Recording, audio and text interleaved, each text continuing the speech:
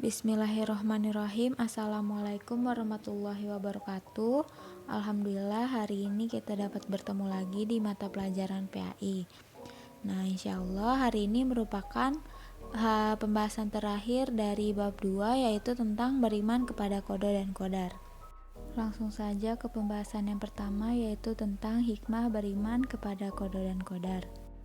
Banyak hikmah yang dapat kita peroleh dari beriman kepada qada dan qadar.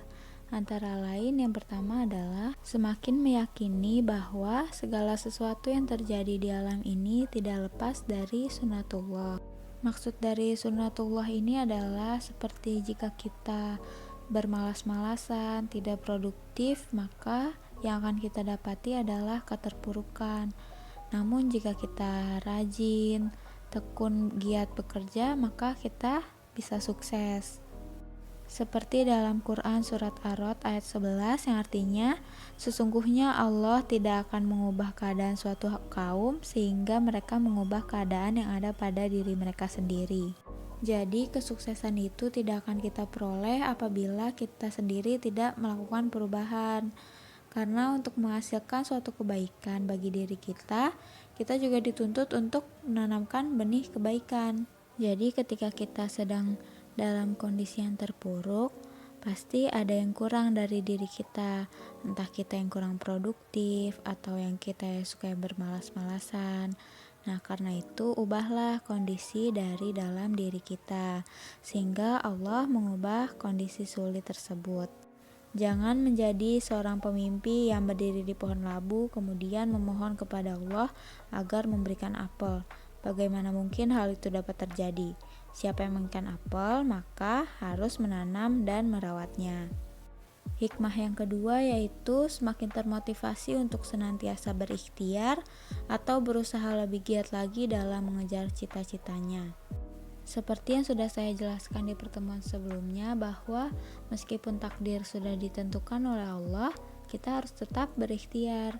Karena dengan kita hanya berdiam diri saja, keberhasilan tidak dapat kita dapatkan. Kita harus tetap berikhtiar dan berusaha. Hikmah yang ketiga yaitu meningkatkan keyakinan akan pentingnya peran doa bagi keberhasilan sebuah usaha.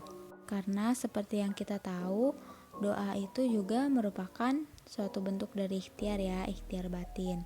Sudah saya jelaskan pembahasan tentang doa ini di pertemuan sebelumnya. Hikmah selanjutnya yaitu meningkatkan optimisme dalam menatap masa depan dengan ikhtiar yang sungguh-sungguh. Yang kelima yaitu meningkatkan kekebalan jiwa dalam menghadapi segala rintangan dalam usaha sehingga tidak berputus asa ketika mengalami kegagalan. Dan yang terakhir adalah menyadarkan manusia bahwa dalam kehidupan ini dibatasi oleh peraturan-peraturan Allah yang tujuannya untuk kebaikan kita juga. Bersikap optimis, ikhtiar, dan tawakal sebagai implementasi beriman kepada qada dan qadar Allah Subhanahu wa taala. Baik, kita ke pembahasan yang terakhir yaitu mengenai menerapkan perilaku mulia. Perilaku seseorang yang mencerminkan beriman kepada qada dan qadar Allah dicerminkan dalam beberapa perilaku, diantaranya yang pertama yaitu selalu menjauhkan diri dari sifat sombong dan putus asa. Jadi orang yang beriman kepada qada dan qadar apabila memperoleh keberhasilan, ia menganggap keberhasilan itu adalah semata-mata karena rahmat Allah. Sedangkan ketika ia mengalami kegagalan, ia tidak akan mudah berkeluh kesah dan berputus asa karena ia menyadari bahwa kegagalan itu sebenarnya adalah ketentuan Allah. Ia menyadari bahwa di balik kegagalan akan ada hikmahnya. Yang kedua yaitu banyak bersyukur dan sabar. Orang yang beriman kepada qada dan qadar, apabila ia mendapat keberuntungan, maka ia akan bersyukur karena keberuntungan itu merupakan nikmat Allah yang harus disyukuri. Sebaliknya, apabila terkena musibah, maka ia akan sabar karena hal tersebut merupakan ujian. Yang ketiga yaitu bersikap optimis dan giat bekerja. Manusia tidak ada yang mengetahui apa yang akan terjadi pada dirinya. Semua orang tentu menginginkan bernasib baik dan beruntung. Keberuntungan itu tidak datang begitu saja, tetapi harus diusahakan.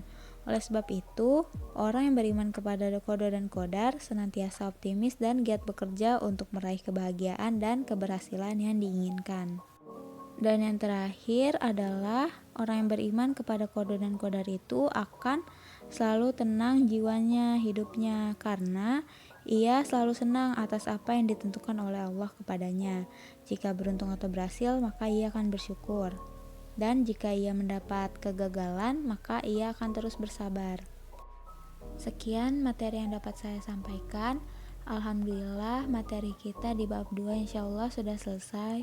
Semoga teman-teman dapat memahami materi yang saya sampaikan.